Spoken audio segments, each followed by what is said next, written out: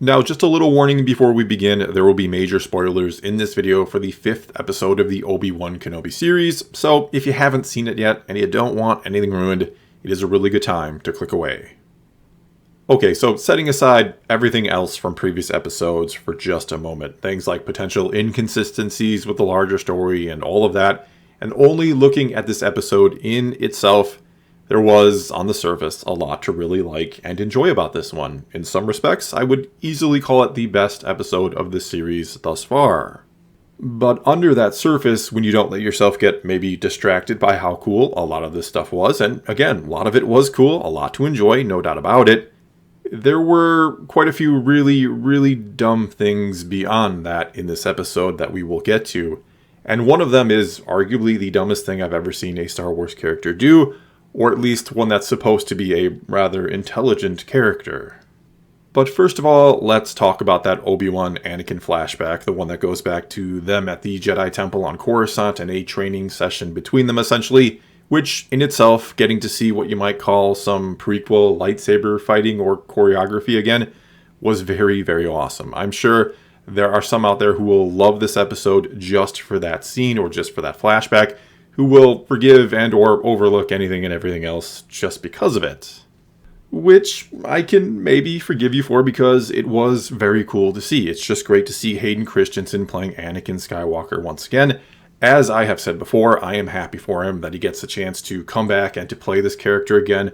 A character that, especially back when the prequels were first coming out, he took a lot of flack for. It is great that he gets to now truly experience the love from the fan base this time around, because I'm sure the internet is abuzz over those whole flashbacks. Or mostly abuzz because there are probably complaints that it very much looked like a 40-something-year-old Hayden Christensen playing a Padawan Anakin Skywalker. In other words, it wasn't the best de-aging I've ever seen in a film or series. Thought Obi-Wan or Ewan looked much better, by no means perfect, but he looked better than Hayden did all around. But honestly, it didn't really bother me or take me out of it too much that Anakin looked, well, he kind of looked older than Obi-Wan in the scene. I was just happy to finally get what I think we were all expecting going into the series when we heard that Hayden Christensen was coming back. We were all hoping for some flashbacks of these two together, a little bit of context, you could say, for the series itself, a reminder of the fact that, yes, these two were like brothers once upon a time, even if what they took us back to was a time they didn't exactly show them acting like brothers. Because instead of maybe a Clone Wars flashback, one that really showed the, again, brotherhood between them that we see a lot of in that series, and that could maybe frame the series better or give it more context for those who are newer to Star Wars and not overly familiar with these characters. Yes, they do exist. Not everybody knows Anakin and Obi-Wan extremely well. Instead, it took us back to when they were still master and apprentice, when there was still quite a bit of, shall we say, kind of animosity between the two. That flashback didn't really give us the impression that these two were essentially brothers once upon a time. But that really wasn't the point of the flashback. The reason we went back to this particular time was, of course, so it could tie into the episode itself better. It was this almost shared flashback or memory between them, I guess, since they both seemed to be thinking about it at different points in the episode. Anyway, it was this flashback that showed how and why Obi-Wan knew how to essentially beat or thwart Anakin or Vader in the episode. That Obi-Wan knows Anakin always needs to win or always wants to prove himself, and will focus too much on his objective and miss the other things going on around him. Even though a few episodes back in the 3rd episode, he did let Obi-Wan go when he could have easily and in any number of ways stopped him from escaping. He also wasn't so focused on Kenobi in the episode that he didn't see anything else going on around him. In fact, the episode reveals that Vader is very much in control and plotting and planning and setting a trap and using and ultimately exposing Riva as a traitor in the process. And this is all done, this flashback is basically used in the episode as an effort to explain a line in A New Hope, this particular one here. The circle is now complete. When I left you, I was but the learner. Now I am the master. I very much think this is an attempt to kind of justify them meeting again in this series and to imply Vader is referring to this encounter here in this series when he says that in A New Hope. Back to this time when I guess he was outsmarted by Kenobi because he didn't learn a lesson from when he was a Padawan. And in that flashback, Obi-Wan even says this to him. Until you overcome it, a Padawan you will still be. Like I said, this very much is an attempt to kind of recontextualize that line from A New Hope, a line that, in all honesty, didn't make a ton of sense as is anyway, or didn't line up very well with the prequels. Anakin doesn't leave either Obi-Wan and or the Jedi Order when he is still a learner. But I don't know if that line makes more sense now or after this episode, unless they were, again, both experiencing the same sort of memories of the past during the events of this episode. If they both realized the same thing, if they both remembered that encounter specifically, and what Obi-Wan had said at the end of it. And then 10 years later, when they meet again in A New Hope, Vader decided to essentially reference that training session from their meeting 10 years prior in relation to that, if that makes sense, as if he knew Obi-Wan knew or had used that against him, used Anakin or Vader's need to prove himself as a means to outsmart him and escape the last time they met. Even though, yeah, they'll probably meet again in next week's final episode, I'd be surprised if they don't do that because we haven't seen what I'd call the rematch of the century quite yet, unless the whole cat and mouse game between them is supposed to be that. Also here, I don't exactly know how Vader was trying to prove himself in the episode, other than just wanting to catch Kenobi after letting him escape a few episodes back, and again, not needing to prove himself at that point, I guess. Or that what happened in this episode somehow showed his total focus on Kenobi was why Kenobi and the others were then able to escape. I don't know that the flashback explains why Vader didn't realize there was a second transport and that Kenobi was on that other one. I mean, basically, the moment he enters the hangar, a ship is taking off, and if he hesitates for even a second, that ship will almost certainly get away. He then uses the Force, probably the extent of his power with it, more or less, not to mention all his focus, in order to pull that ship back down to the ground, which, though awesome to see Vader doing something like that, was maybe not the best CGI I had ever seen. Basically, what I'm saying here is, I think the plan itself, which involves a second ship seemingly appearing out of nowhere and getting away, even though, yes, if you look for it earlier in the episode, you can just make it out in the background. It is actually there, but clearly intentionally obscured as much as possible so you don't notice it. Anyway, I think that plan fools Vader, or pretty much anyone else, regardless of a need or a desire from Vader to prove himself or being too focused or single-minded. It was actually, I think, a pretty clever plan on Kenobi's part, no matter who he's trying to fool. Not something I'd argue that only worked on Vader because he has much to learn in terms of patience or being too focused or wanting to prove himself. I don't know that this now justifies Vader calling himself a learner when they meet again in A New Hope, unless we get a similar thing. We get another flashback in the final episode where yet again Kenobi uses a lesson that Anakin failed to learn in order to get away or in order to defeat him in some way, that he is again proven to have not learned the things Obi-Wan taught him. And speaking of that second ship, the existence of it kind of creates another problem here. That being, why did all those people have to wait around if they had two working ships? They talked about some sort of small trade route window that had opened up after months of waiting.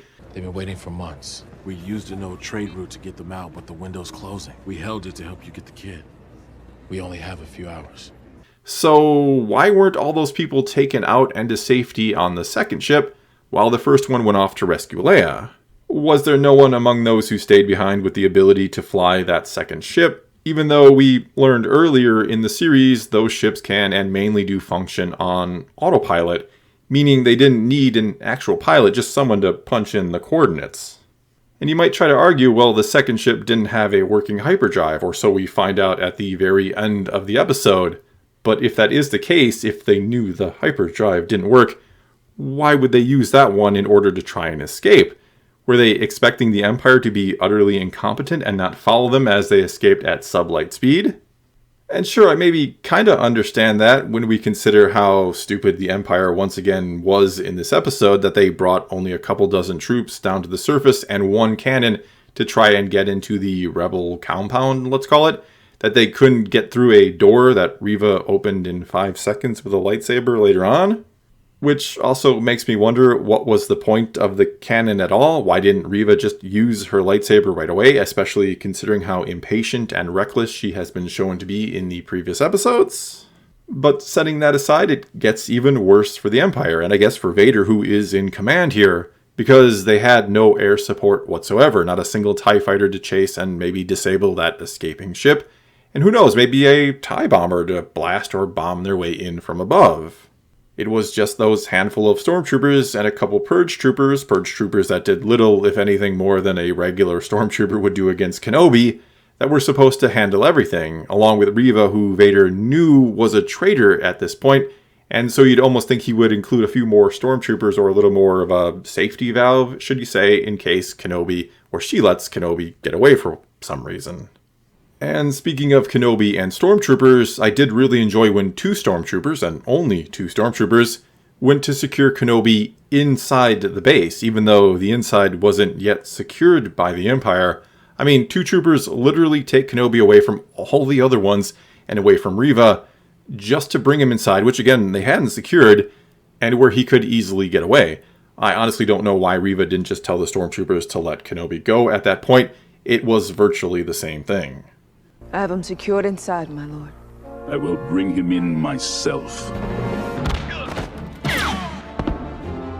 And speaking of Riva, and getting back to something positive to say about this episode, she was actually much, much better all around in this episode. Instead of just being angry all the time, Moses Ingram finally got to show off her acting skills during her conversation with Kenobi through that door. She finally got to be a character for a few minutes there, and an interesting, well-acted one at that.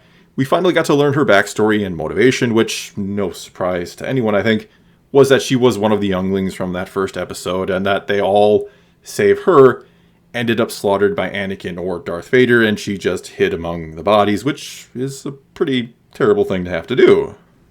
And speaking of that, we actually kind of get to see that. We kind of get to see Anakin actually cutting down some younglings this time, which was what I thought we might get to see when the episode started with a sensitivity warning.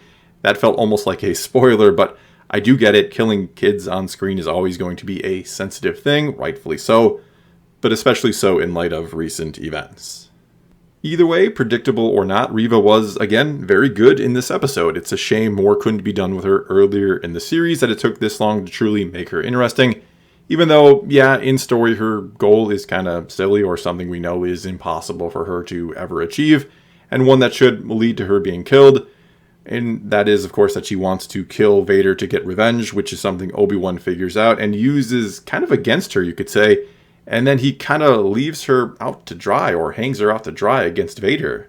I was half expecting, given all they had said to each other, that Obi-Wan would stay behind and help Riva battle Vader in the hopes of killing him. You know, the whole we'll take him together thing. But instead, Riva went against him solo, and as should be, she looked like little more than a fly annoying Vader, something for him to swat away. Though that said, the whole battle between them, if it can be called that, because again, it was more like Vader swatting a fly, it was one of the best parts of the episode. It was awesome to see Vader like that. It was just awesome to get that glimpse of him. The problem with it, of course, was that Vader stabbed her in the stomach. And we all know at this point that only Qui-Gon Jinn dies from a stab wound to the stomach. That's the only character in Star Wars that can die from that wound, apparently. Because we, of course, also saw that the Grand Inquisitor, who took his own gut shot from Riva earlier in the series, is still very much alive, thus preserving the canon in this regard at least, and revealing that this has all been a part of Vader's plan, that he's just been using Riva all along. But setting all that aside for now, setting aside how odd it felt that Vader let her live, that he didn't do what he did to Dooku and just take off her head with both sabers, we come to what I think is the worst thing to happen in the series yet by far, and one of the dumbest things I've ever seen out of a character in the history of Star Wars, that being the message Bail Organa sent to Obi-Wan Kenobi. I mean, why, oh why, if you're worried that something may have happened to Obi-Wan, if you're worried that he has found you, referring to Vader, which Bail says in this message that he sends to Kenobi, why, if that's your fear that the Empire and Vader may have him, why would you ever mention Tatooine, Owen, and the boy in that message? Two of those things immediately mean something to Darth Vader. He knows he has a stepbrother named Owen on Tatooine, and though he might not instantly put the rest of it together, that the boy could be referring to a son that lived, that Padme ended up giving birth before she died, he's probably going to figure it out really quick once he gets to the Lars homestead, because that's exactly where he's going next. He is going there, and he's going to put it all together because of this message from Bail Organa. And look, I know it's not going to happen that way, and I usually try to be pretty fair in my reviews. I understand no writer or series or whatever it is is going to be perfect. There's always going to be some contrivances in a story, but this is some pretty terrible writing. This is bad. There is absolutely no way Bail Organa, a founding member of the Rebel Alliance, a guy who knows a thing or two about keeping secrets and not saying dumb things at the wrong time, would ever be dumb enough to send this message. There just is no way. He has to know that if Obi-Wan is captured by any Imperial, that his communicator is going to go straight to Darth Vader, and yet he sends that message anyway, under the fear he's already been caught or discovered. That's why he sends the message. And I'm just going to ignore the fact that it incriminates him too, that, again, if any Imperial finds this on Obi-Wan Kenobi, a Jedi Knight, they are now going to know they're working together, and Bail's life is essentially over, as is the life of his wife, and probably Leia's too. But the stupidity around this communicator doesn't stop there, because Obi-Wan actually gives it to Haji for reasons. I guess so that he can contact Bail Organa and tell them they're coming with Leia, because he couldn't figure out any other way to do that. And yes, that does kind of make a little bit of sense, though you would think Obi-Wan would first delete the message about Tatooine, Owen, and the boy in case anything goes wrong, like, oh, I don't know, Haji dropping it in a place that Riva can find, which is exactly what happens. And that now means, thanks to Bail's dumb message in the first place and Obi-Wan not deleting his browser history essentially, Riva will be going to Tatooine and will almost certainly find Luke, because if you recall, she just so happened to meet or single Owen Lars out earlier in the series. She already knows or has a pretty good idea who this family is that she's looking for, or who they are, which also means Obi-Wan has ultimately failed to protect Luke. He's let an Inquisitor locate him. But not to dwell on that until we see the finale and how it all plays out. Let's move on, because there are other little things I could bring up that are perhaps a bit ridiculous, silly, or just plain head-scratching when you really stop and think about it. Like Jedi leaving their lightsabers behind when they escape via the path. And you might be thinking at this point, Thor, come on, what's the problem with this one? How could you possibly have an issue here? It was a cool moment and allowed Obi-Wan to realize some of his old Jedi friends had escaped. Well, the problem is, if the Empire ever finds this base and the little collection of lightsabers, which it now has, it can, via records, I'd imagine, match up those lightsabers to their former owners, and they can have a pretty good idea of what Jedi they are still looking for, which ones are still alive and out there. In other words, the Jedi would have been far better off destroying their lightsabers or even just taking them along with. Maybe instead just leave the Kyber crystals behind. I don't know, not the whole lightsaber. Moving on, Leia being the one to fix the hangar doors is kind of a bit of a stretch. I understand they wanted her to be doing something in this episode. They didn't want her to just be in the background sitting there. But she goes in there, sees a mess of wires, and knows how to fix it. That's pretty impressive. Maybe too impressive for a 10-year-old princess who has probably never fixed anything or did any type of manual labor in her entire life. But honestly, considering the Bail Organa thing, how dumb her father is, this barely even registered with me. This didn't really bother me too much, but it is still kind of strange.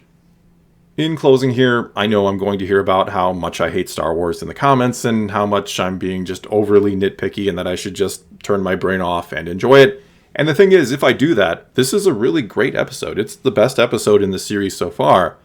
But if you do turn your brain on, if you don't just get distracted by all the cool stuff, and again, plenty of it is really cool. There is a great amount of spectacle in here, and there are some good moments. Riva is a highlight in this episode. But if you start to look at some of the other stuff, especially when you think about just how dumb the message from Bail Organa is, this one is actually a pretty bad episode on the substance meter. I don't really know what to say about this one. Part of me really did enjoy it, honestly. And part of me thinks this is some of the worst Star Wars I've ever seen. Well, that's all I've got for you this time. Now it's your turn to take to the comments below and tell me what you thought of this episode, or what you think of what I thought of this episode. And I'm going to assume there's going to be some really interesting comments on this one. And do keep in mind, I will be doing a response to some of those comments over on my second channel, Let's Talk Some Kenobi, I call it. So if you're interested in that, you can go over there and check that out. It should be up sometime tomorrow. Either way, do leave your comments below. Let's talk some Star Wars. And until next time, thanks for watching.